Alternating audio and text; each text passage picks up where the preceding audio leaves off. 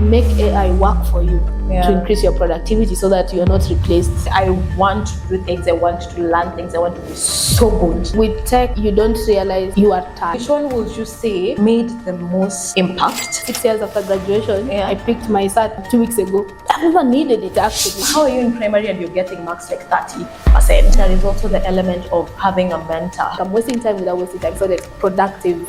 Laziness. I spent 4 years, 5 in the University of Nairobi. On everything but master one. After that, I got my confidence because I powered through. What is this professional noise? And if no one is talking about you, then open that door and talk about you. How important is it for you to make it? AI will not replace you. Someone who's using it will replace you. The third option is, just learn how to build it.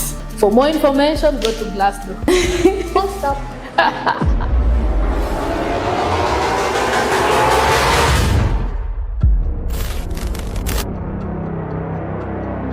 Of all the friends and acquaintances that I have and I'm grateful for, most of them are in the tech industry. And now let me tell you why.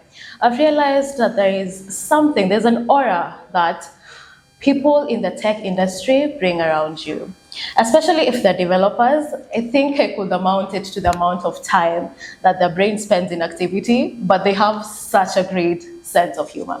Now, today we're honored to be joined by one of these people on this show, Valentine Rutto, who is a software engineer with not just 1 or 2, but 5 years of experience in Android development. Now, Valentine Rutto, who is an Android developer and also a contributor in the tech community in terms of being a writer, a mentor, and a speaker, now joins us today to show us that tech is just getting started. Now, welcome to the 3rd episode of the Tech Terrain. If you're an innovator or a tech enthusiast, then this show is for you. I am your host, Tiza Birisi, and this is the Tech Terrain. I think we'll get right into the interview. First of all, I think I've already introduced you in my own words, though.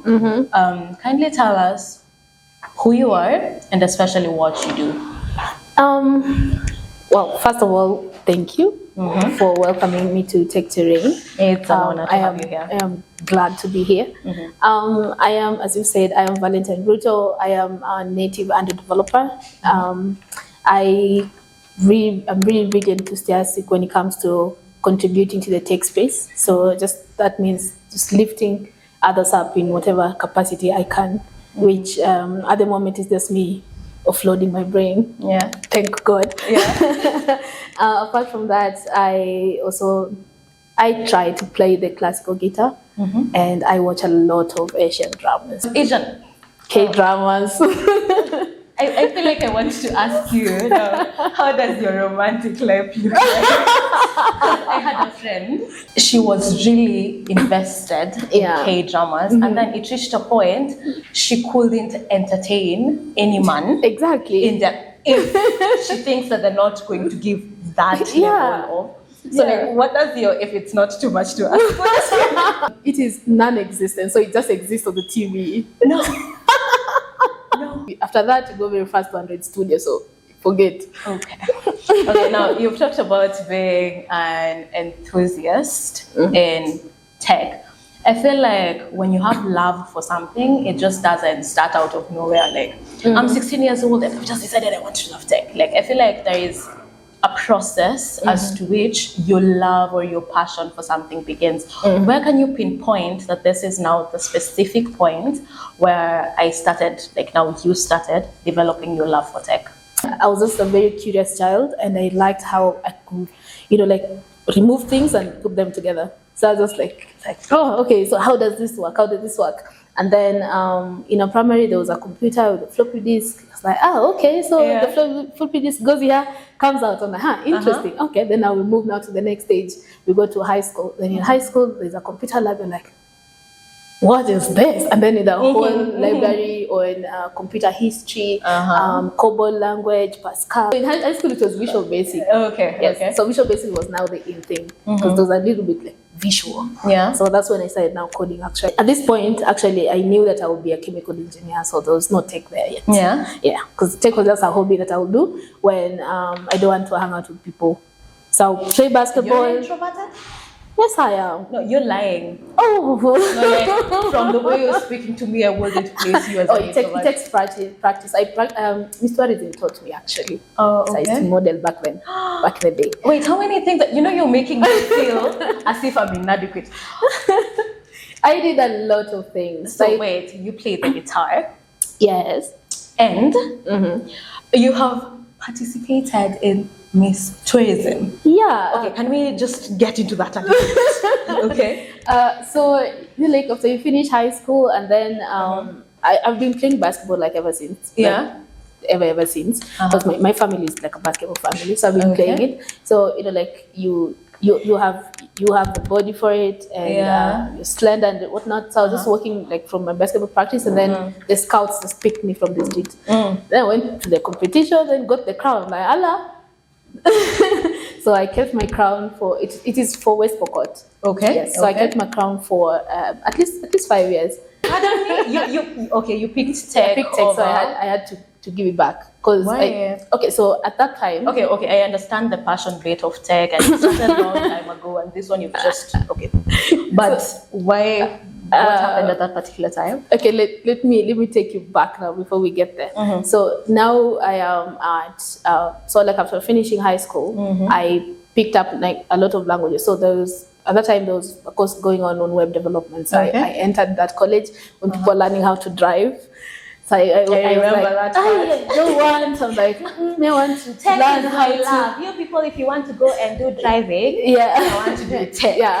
So I did. So at that time I was just doing basketball and tech, both of them, basketball and tech. So basketball has always been there. Yeah. So after that, I entered now Miss Tourism. So it went well, really well together, because I work out with basketball and then clear my brain for coding, and now use the aftermath of the body to cut work. So it was a perfect blend.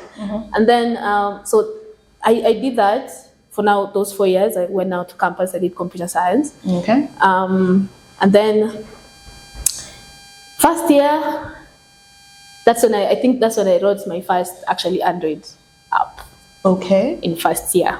So I wrote now my first line of code in Eclipse and Java. Oh, the NetBeans, those days.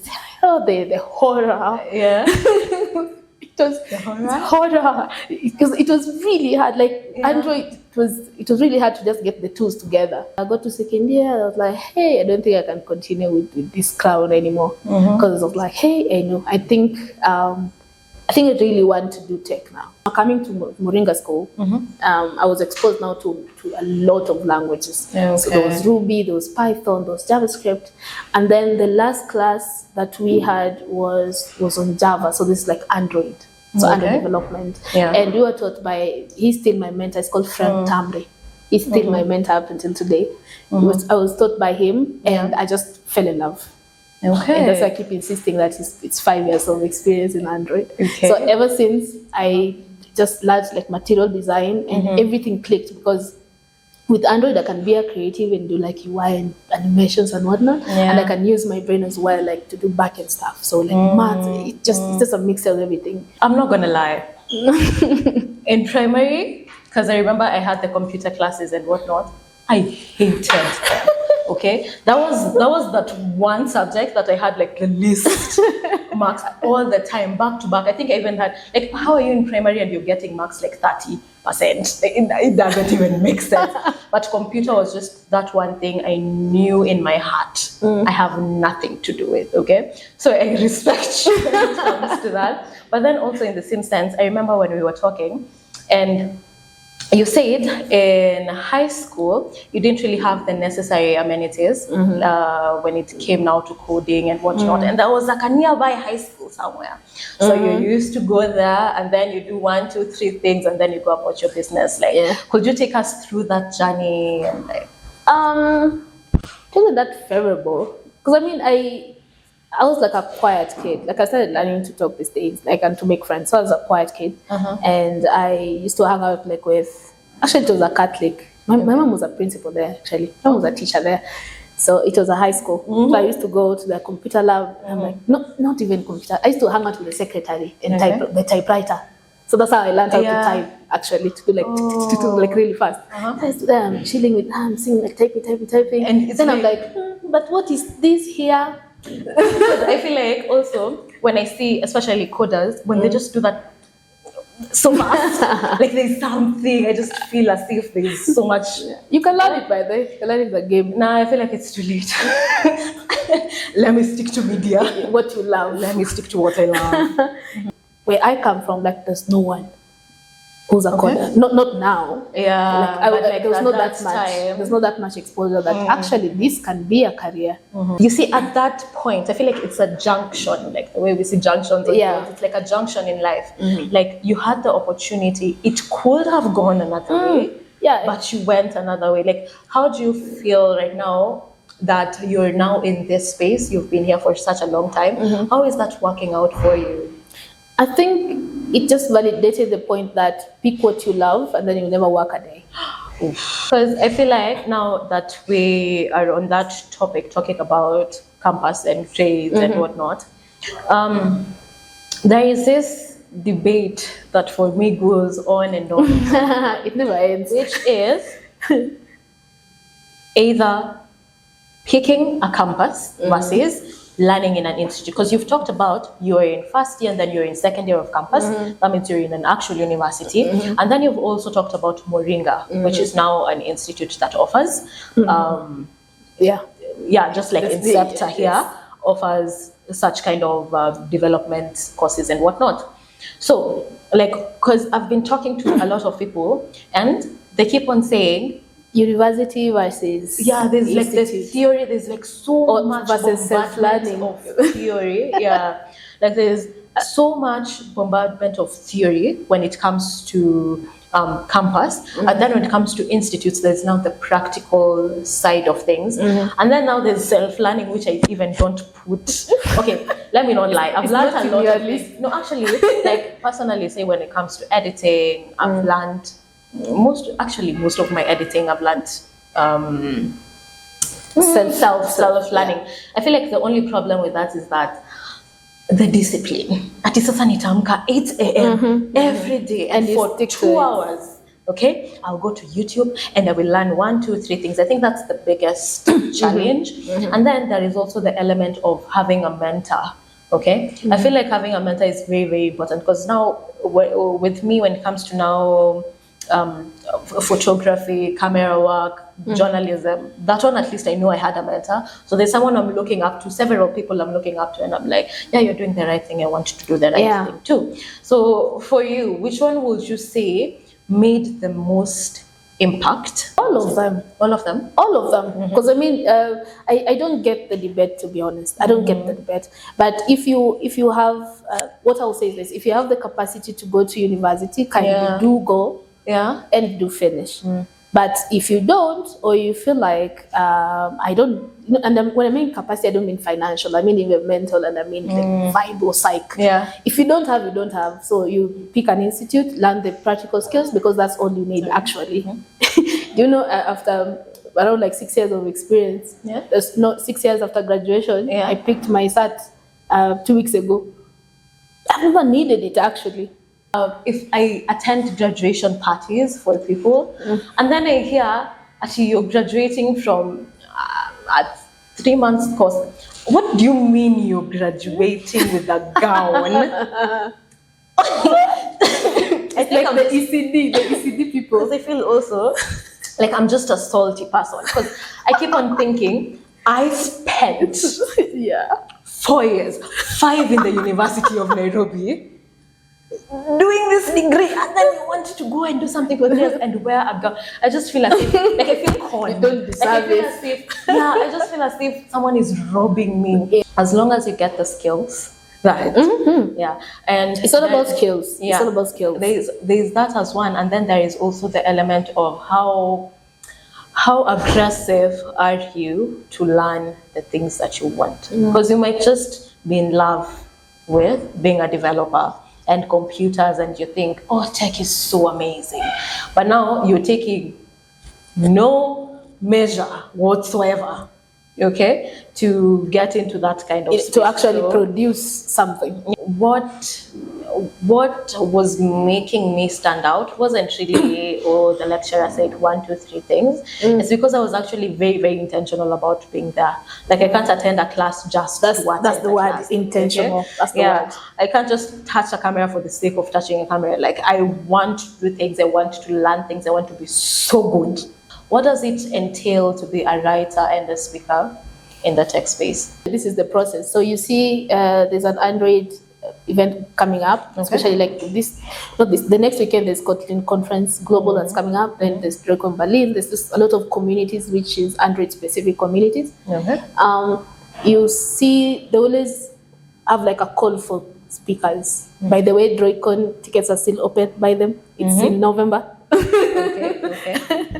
And the call, so you see like call for speakers, and then you just apply with whatever you just apply.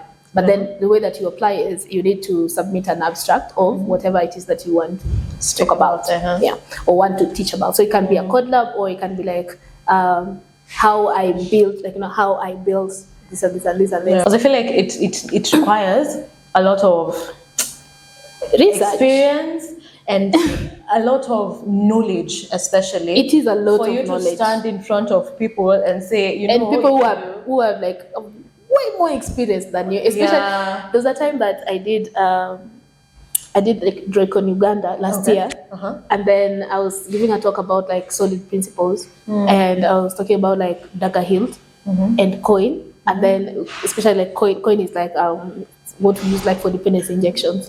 So coin, the person who wrote that was there. I was like, oh my god, help me! Because they already know so much. Yeah, more. They wrote it. So you need confidence, but you always just have to start anyway. Just believe in yourself and start. You can be saying the same thing, but then maybe you structure it in a humorous way, and someone or your story and experience about it makes more relationship sense to that person. Yes, my first talk was in Kabarak. It's really like a GDG event. Those days I was trying to be a UI UX engineer.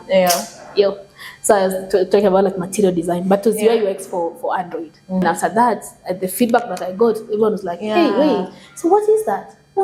Okay, interesting. I never thought about it that way. And then I expanded now my knowledge in UI UX. Was like, wait a minute, UI UX, especially for Android, I was like, there's a gap here.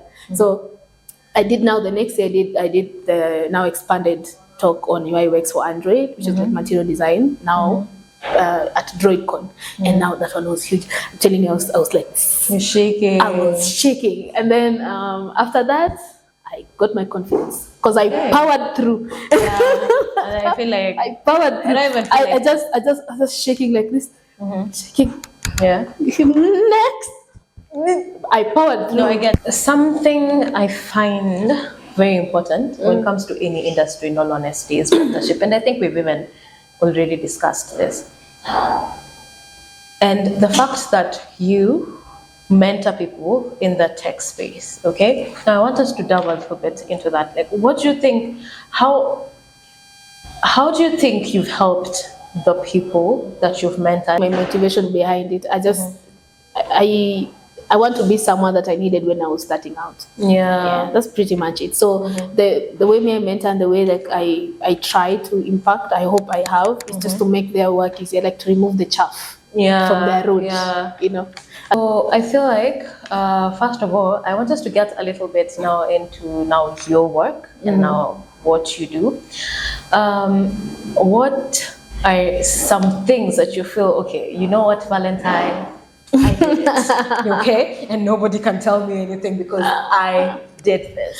So what are some of those accomplishments that you could point out as an Android developer? Me working for a company and building product for them, and using that knowledge to now be a technical writer and speaker. Oh yeah. I think that's how like I do it. Yeah, so that means in every work you do, you know there is even something better coming out of it, because now you can speak about it to other people, you can write on it. I keep on saying this. I get so tired. I get so tired because sometimes I feel like I can't keep up. Personally, I can go without my phone for a very long time. I can go without any gadget for a very long time. Actually, what do I use my phone for? Work. Okay. But I was looking at even my what is it called? My time, my average time spent on. It's for like work. Let me tell work you, it was 50 minutes on WhatsApp. Wow. And the next was 15 minutes. And the next was 9 minutes on the clock app. What am I even doing on the clock app? But no, my point is, when it comes to tech, especially I think if I were using my gadget a lot, I feel like I would be really, really overwhelmed because I feel like there's a new app every day, there is a new technology every day, like there's something new I need to learn. The biggest one of late now has become AI. There's so much me as a consumer that I feel like I need to learn. How about you as a developer? Okay, so how do you keep up with this daily, because I feel like it's daily. Yes, it is daily. Yeah, daily coming up of new trends and new things that you need to learn. Upskilling. So it falls under self-learning. And the way I do it as an Android developer, because with Android devs, I mean, there's a new library somewhere, and one has been removed, one has, However, Google wakes today and they say they don't want you to read the SMSs anymore, and then you have your app there with the person. What will you do as a developer? So with that kind of thing, like the way that I do now with upskilling is I set a time today to do daily self-learning. Okay. And by that is like there's Monday to Friday, there's like 30 minutes on Medium. And then I sign up to newsletters. So there's weekly newsletters, like Android Weekly, Kotlin Weekly. There's another one, like when you go like just to Taro, something, Substack, system design, anything. So I sign up to newsletters, which kind of like summarizes what has happened during the week and highlights. And highlights even like tutorials. I follow the right people on Twitter. So the way I've set up my Twitter is, not even Twitter, like just my social media. I make it work for me. I feel like I'm getting now to my favorite part of this interview, which is something you referred to as professional noise. Very important. Now, when we were talking and you said you can't remember the last time that you applied for a job and you got it. So for you, it's more of referrals, like people talk about you, your work is good, so one person tells another person, and that's how you get your things moving.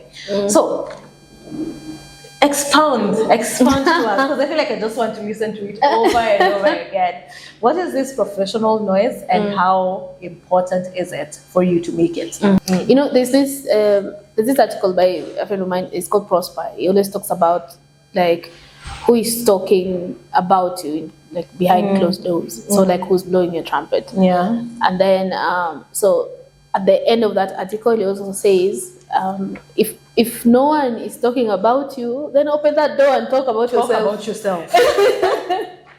Yeah. So so the idea, actually I started doing it when I was now trying to come out of sabbatical. You are everywhere, like you're speaking here, you're just sharing your knowledge, you're writing articles, you are contributing, like extremely contributing to the tech community and the tech space. It helps you to be consistent as well. Yeah. Because you're like, but I told people I will build this. Yeah, and then I've not done it, so now I have to do it because people are watching. It kind of like pushes you to do it. You've mentioned something about sabbatical. Okay, so that means first of all, can you tell us the story of that? Like, what happened that first required you to take a break or a rest from the work side of things, and how important is it for someone to take such break? You can prevent it though. Okay. Now tell us about that. How can I prevent it? How did you get there? And what is the importance of it?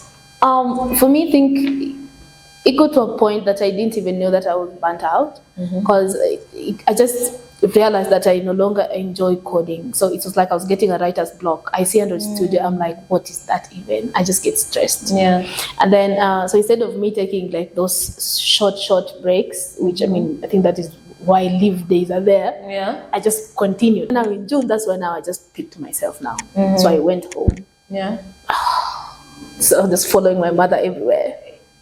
A happy girl. A happy unemployed child who doesn't pay any rent. You can equate it to having a writer's block. Yeah. So I couldn't write anymore. I didn't enjoy it. I was like, what's the point of doing this? Yeah. I was like, hey, okay, let me go and find myself and first of all figure out, do I really want to do it anymore, or should I change careers? Yeah. With tech, you don't realize that you are tired, because you're mostly using your brain, so you have context switch completely. You don't even feel yourself. Yeah. So you can be sitting there for like 9 hours straight, then you stand up, you're like, oh, I'm tired, I haven't eaten. So you don't even feel yourself. Yeah. So the way to avoid such things is you really need to take care of your health and your mental, like your bodily health and your mental health. And by that I mean, first thing first, get a hobby to get you out of the house to go and touch grass. It's important. Go and touch grass.